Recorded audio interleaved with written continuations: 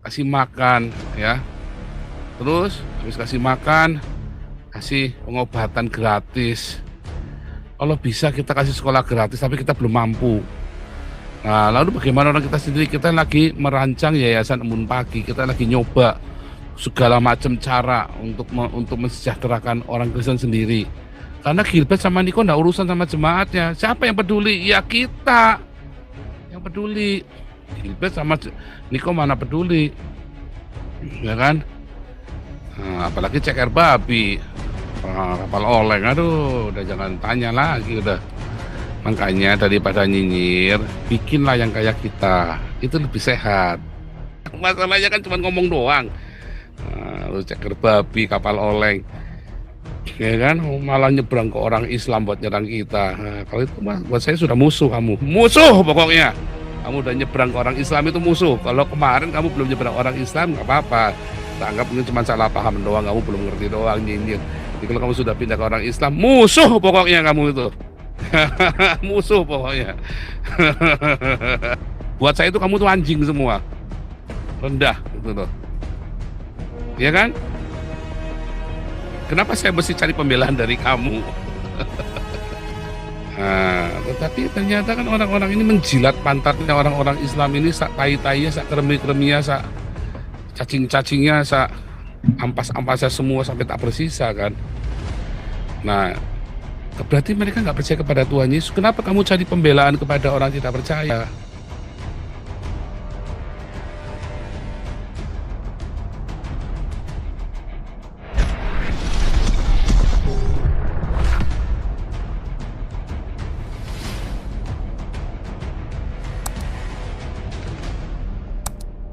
Ketuanya, ada aktenya gitu Pak Paul gitu. Oke, ini kelihatannya Pak Andi USA udah cukup lama menunggu. Saya buka, silakan sampaikan unek-uneknya Pak Andi USA. Terima kasih buat semuanya. Selamat pagi, selamat sore, selamat malam. Yang mau saya omongin udah disebut tadi, jadi ya kehilangan tahan Pak. Anyway, ya jadi kejadian ini dari tahun 97 itu udah lama banget, jadi udah sengaja apa namanya, dibesarkan.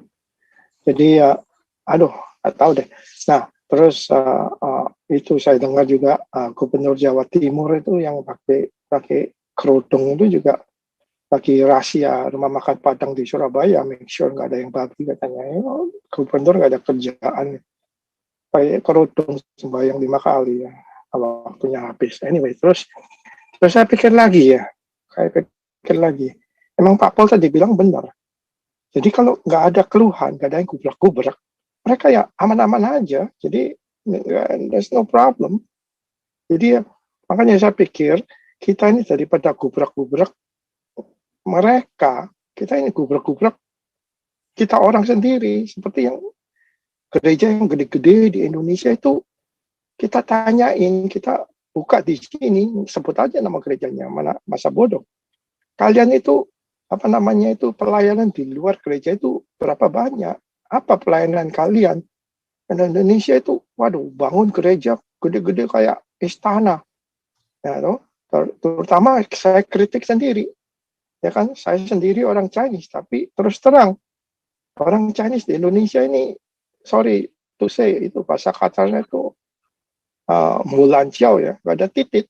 Jadi kalau ada apa-apa rame-rame, mereka ada duit, mereka caw ke Singapura, ke Hong Kong. Nah, yang Cina-Cina yang miskin kan banyak. Nah, orang-orang Kristen yang miskin kan banyak. Itu yang ditindas, yang ketinggalan. Yang ada duit di Swiss, yang ada duit di Amerika, mereka tinggal cabut aja. Nah, itu karena saya the best effective way itu kita serang gereja-gereja gede ini. Apa kerjaan kalian? Kesatu.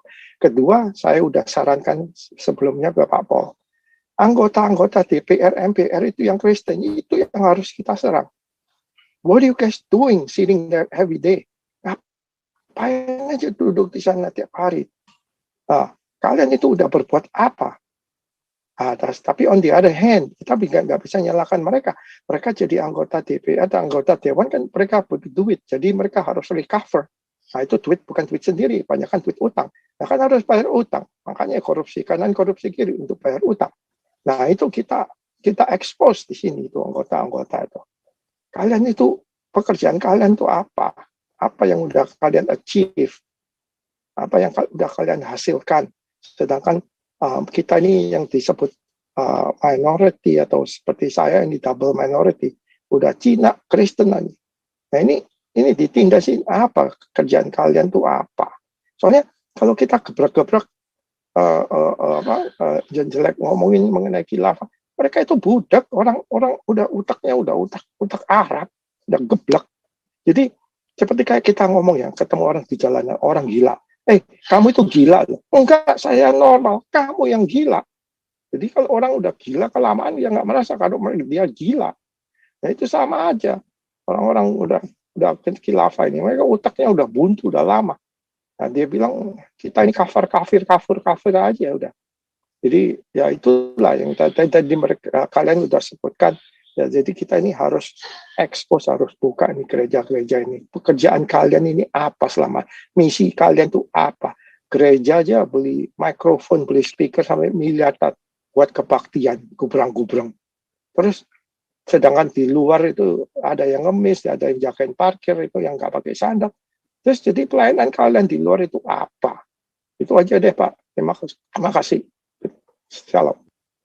Ya, terima kasih Pak Andi. Ini situasi COVID yang kita alami sudah hampir 3 tahun ini, itu betul-betul merubah semua, merubah paradigma.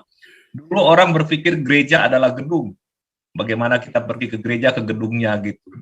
Sekarang Pak, dengan era internet ini, dengan era Zoom ini, dengan era YouTube ini, Anda mau 10 kali ke gereja satu hari pun nggak ada masalah, Pak. Anda mau ikut gereja manapun nggak ada masalah gitu.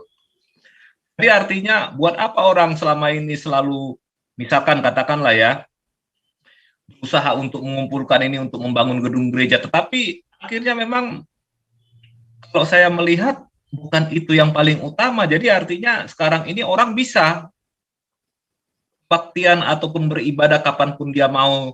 Tentunya secara catatan administratif kita memang penting untuk terdaftar di satu sinode atau di satu gereja tertentu ya, karena pasti akan ada event-event tertentu, misalkan ada yang sakit atau ada yang meninggal atau ada perlu penguburan atau apapun, itu memang tetap diperlukan. Tapi tidak lagi zamannya itu membangun gereja penuh dengan kemewahan seperti yang terjadi selama ini gitu. Nah itu yang salah satu yang dikritik oleh Pak Paul di Zoom ini, yang membuat mungkin Andi, saya ataupun siapapun yang masuk ke sini itu pasti nggak akan disukai Pak. Kenapa? Karena mengganggu status quo yang sudah ada gitu di internal gereja. Kira-kira begitu. Gimana Pak Paul, mau ditambahkan atau mau lanjut ke Pak Roy? Sebentar, saya komentari dulu tadi ya. Meyu Lancau itu benar Pak. Kenapa? Ya kalian kadang-kadang ya, kita ini orang-orang Tionghoa ya. Lihat ya. Anda sendiri hanya bisa ngeluh. Diem ngomong-ngomong di belakang. Makanya bininya kalian itu pada suka gegeran, pada tidak suka sama suami-suaminya. Ngomel. Itu kayak si Paul itu loh, lawan sekalian itu loh. Kan gitu kan harusnya kan. Kalau kamu tidak punya nyali seperti saya, kamu kirim uangnya ke Damaris. Kasih makan. Itu perlawanan yang paling luar biasa, ngasih makan. Ya.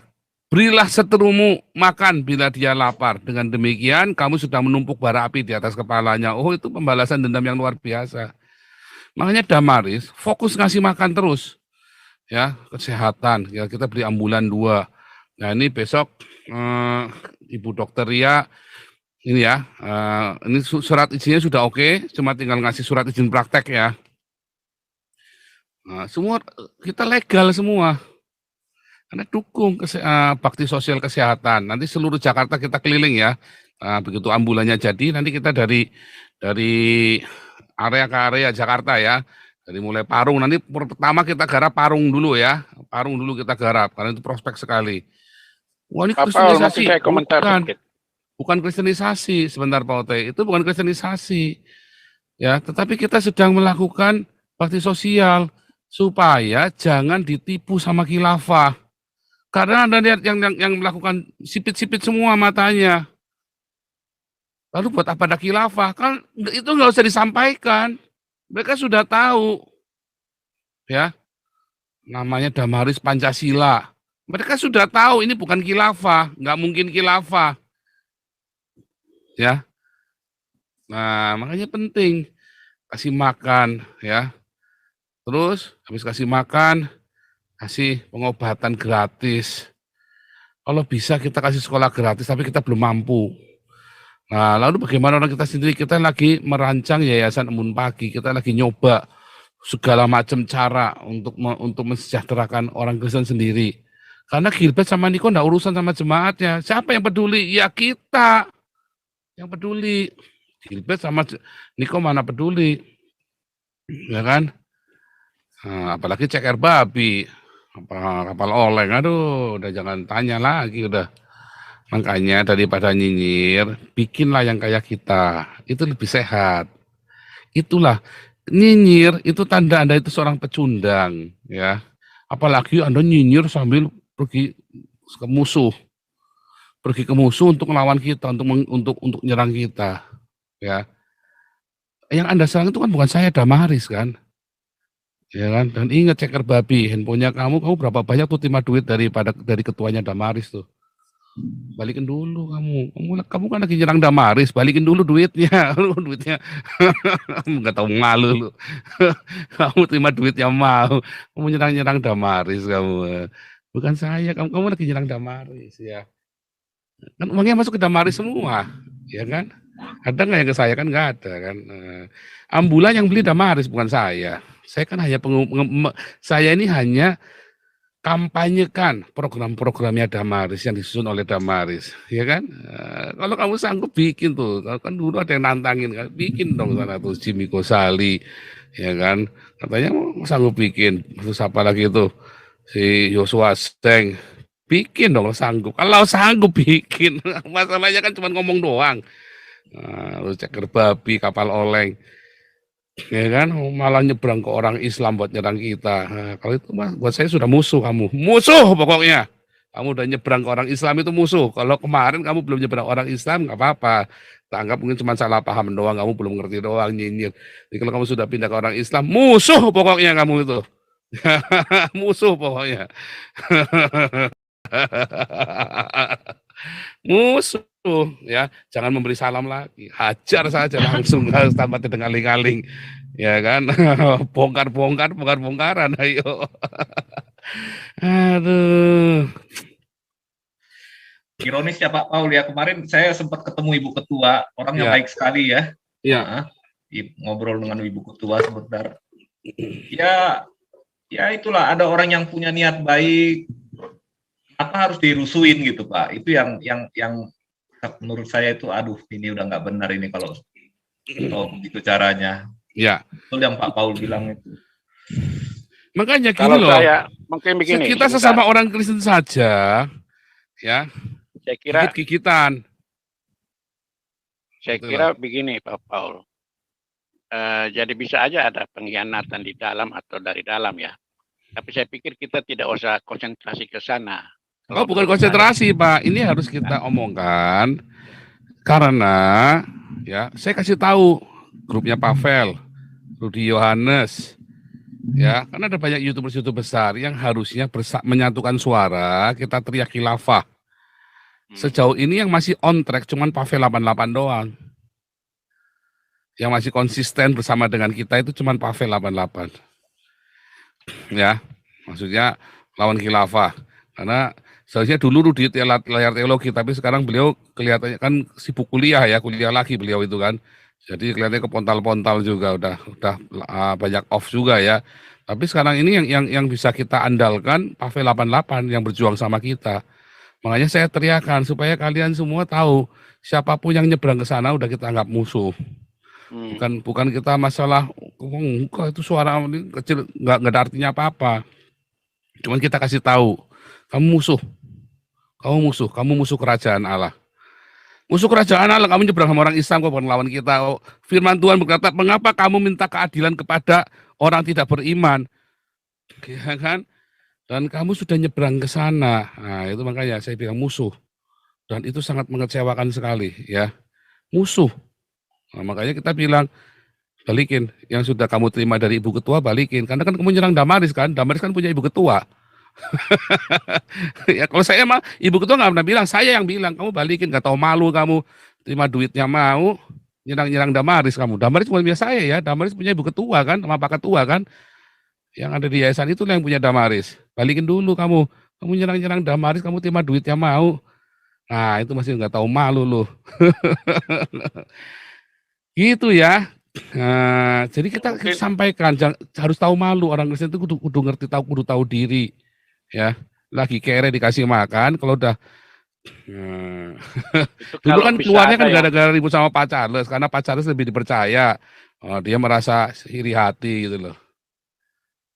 Gitu ya. Nah, jadi kalau saya mah vulgar ya langsung, karena sudah musuh. Kalau bukan musuh itu saudara, kita baik. Tapi kalau musuh kita langsung buka. Itu udah nggak ada aling-aling karena musuh gitu ya. Belum kalau tak buka yang lain-lainnya ya. Belum kalau tak buka yang lain-lain ya. Masih ada lagi lanjutannya ya. Nanti pelan-pelan tuh, ya kan. Oh, banyak ya kalau sudah musuh, jadi kita udah nggak urusan ya. Musuh. Oke, lanjut dulu nih ya. Siapa tadi? Lanjut. Pak Ote. Dia ada ya, jadi ada mungkin Pak Roy tadi. potensi. Nggak tahu. Halo. Oh ya lanjut, Ini, lanjut, kalau saya lanjut Pak, lanjut. Ya, saya lihat Rudi Yohanes, kemudian Ikim ya, Ikim. Ada beberapa lagi. Itu sebetul potensi ya, potensi untuk diingatkan kembali atau mungkin ada bangun dialog ya. Rudi Yohanes sama si Ada bangun ya. Selamat sendiri doang itu. Oh ya. Ada, Kalau bisa bangun dialog itu loh. Saya kenal kok sama si Untuk Ikim. membangun. Itu kan dulu satu sinode sama saya. Oh. Enggak, itu cuman cari selamat sendiri doang. Enggak ada. Dia enggak konsisten untuk berjuang dengan kita. Oh, itu susah sudah. Ya bukan susah, cuma mungkin dia enggak berani lah. Dia enggak nyalinya enggak seperti kita punya lah. Beda lah. Enggak bakal didengar lah. Apalagi cuma yang nonton cuma 1.000 2.000 enggak, ya kayak Pavel yang ya kan. Harusnya kan kayak Kanuru ya kan. Itu kan yang lumayan itu kan harusnya kan bisa ikut ngejut, tapi kan enggak berani, udah enggak berani lagi kan. Ya kan kayak Andre Tunggal, siapa lagi Lois Prasetyo, tapi kan udah nggak berani lagi, udah nggak ada nyali lagi, kecil hati. Kalau Sofiatul? Ya Sofiatul sekarang juga nggak jelas. Oh, harusnya saya dengar sudah di Amerika, harusnya lebih aman, harusnya dia berani ini, tapi kan baik lagi orang dia nggak minta swaka salah dia, harusnya dia sampai Amerika langsung minta swaka. Ya kan, tapi kan semua serba salah. Makanya ya diajari nggak kalau tak ajari sama saya dari dulu ya. Tapi kan nggak mau. Aceh kalau tak ajari saya nurut, nggak mungkin di penjara. Sudah ada di Jerman KC itu kalau saya ajari nurut. Nah, tapi kan KC mau cari duit masalahnya dulu kan, mau cari duit di Bali, mau menikmati Bali kan. Kita bilangin nanti kamu ditangkap. Kasih kamu ditangkap. Nah, saya Fudin udah di Amerika. Bukannya kita mau satu suara malah gigit kita yang di sini. Nah itu loh kadang-kadang orang Kristen ya ada orang berjuang bukannya satukan visi, satukan misi, malah saling gigit, udah gitu nyebrang ke orang-orang Islam, cari muka, jilat pantatnya si Julius, tai-tainya sakremi-kreminya. Jilat pantatnya orang Islam ya kan, kayak Yosua Tewu, kayak bininya juga ya kan. Nah, kenapa? Cari pembelaan. Kenapa cari pembelaan? Karena sebenarnya mereka sendiri belum nggak percaya Tuhan Yesus aslinya. Kalau percaya Tuhan Yesus kan nggak perlu minta pembelaan manusia kan? Mereka cari aman itu. Bukan cari aman. Kayak Yosua Tewu kan deket-deket orang Islam, cari pembelaan orang Islam. Supaya apa? Supaya dibela kan sama orang Islam kan? Supaya reputasinya dia jangan hancur. Kalau saya orang Islam mau bilang saya lonte, mau bilang apa muka, saya enggak urusan. Emang kamu siapa? Bangsat semua kok, ya kan? Anjing semua kok kamu kok. Buat saya itu kamu tuh anjing semua. Rendah gitu loh. Ya kan? Kenapa saya mesti cari pembelaan dari kamu? Kan begitu kan? Nah, tetapi saya harus mengasihi kamu. Makanya kita tetap kasih makan. Karena orang yang paling hina bagi saya ya mereka. Tetapi Tuhan Yesus bilang, kasih mereka makan. Barang siapa memberi makan orang yang paling hina ini, kamu melakukannya untuk aku. Nah, tetapi ternyata kan orang-orang ini menjilat pantatnya orang-orang Islam ini, sak tai-tainya, sak kremi-kreminya, sak cacing-cacingnya, sak ampas-ampasnya semua sampai tak bersisa kan. Nah, berarti mereka nggak percaya kepada Tuhan Yesus. Kenapa kamu cari pembelaan kepada orang tidak percaya? Ya kan? Kenapa kamu nggak pergi ke Lois Prasetyo, buka rahasia saya di sana? Kenapa kamu nggak pergi ke layar teologi apa ke Pavel? Saya lihat Gitu sekarang kan? yang cukup keras juga si King Gadas itu cukup berani itu. Mana berani, nggak ada nyalinya, didatengin di Batam, didatengin suruh copot ininya apa videonya.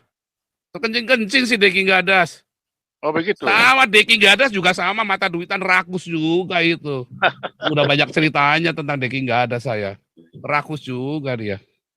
Tapi dia udah mulai ke arah perjuangan melawan khilafah juga, Pak Paul. Saya lihat Ya ininya. kita liatin aja, cuma cari subscriber juga bisa. Kita lihat konsisten apa enggak. Yang penting kan konsisten. Itu saya Ya. marahnya di situ. Kenapa saya marah? Ya, ketika kamu merapat ke orang Islam. Kalau kamu tidak merapat ke orang Islam, fight begini, kayak ya, terus si Piong lah itu kan tidak suka sama saya banget. Tetapi saya nggak urusan, nggak ngefek. Siapapun boleh serang saya. Begitu dia sudah pindah ke orang Islam, itu jadi musuhnya saya. Jadi musuh saya. Sama seperti saya menyerang kepada orang-orang khilafah ini, ya saya serang kalian juga. Karena musuh. Karena kalian sudah jadi musuh saya kan. Oh, tenang, saya nggak urusan. Karena udah jadi musuh. Tapi kalau, nah itu tadi, orang Kristennya harusnya, kita ini ada banyak perbedaan. Ya. Para murid aja banyak perbedaan. Lalu mengapa kalau berbeda? Tetapi jangan buat nyerang. Jangan buat menghancurkan. Ya kan, kayak Muri Wali. Kenapa kita nggak mau hancurkan dia? Kita malah doakan, mengapul segala. Kita nggak beda dengan saya. Tetapi kenapa kita support mengapul segala dan kita saling mensupport? Nggak bisa kalian ngadu domba saya dengan mengapul segala, itu nggak bisa. Dulu pernah ya si Deki sama Muri Wali ngajak mengapul segala buat musuhin saya. Mana bisa lah, nggak bisa lah. Ada historisnya lah, semuanya nggak bisa lah. Karena bukan masalah apa ya, masalah kedewasaan. Makanya mengapul segala nggak mau musuhin Yosua Tewu, nggak mau musuhin si Damris Syaan, nggak mau, walaupun Yohanes jelas ya mereka nggak mau. Tetapi Anda ya malah cari dekat-dekat orang Islam buat menghancurkan, bongkar rahasianya, buat menghancurkan saudaranya sendiri, kan edan kan. Wah terkutuk ya, laknat tuh orang-orang begitu tuh ya, pengkhianat itu tidak masuk kerajaan surga loh. Alkitab yang bilang, oh, terkutuk, laknat. Anda cari orang Islam buat nyerang kita, sama orang Kristen. Itu tuh ya, makanya saya ini komplain ya sama orang-orang yang seperti ini, bukan komplain ya. Saya ini enak, tau nggak? Ngelihat enak tuh, pengennya muntah saya ngeliat dengar namanya, makanya saya panggilnya ini ya, saya panggil kapal oleng sama ceker babi, manggil namanya udah enak saya, tahu nggak? Menyebut namanya enak, tahu nggak? Muntah. Karena pengkhianat. Oke Roy, lanjut. Lanjut Pak Roy.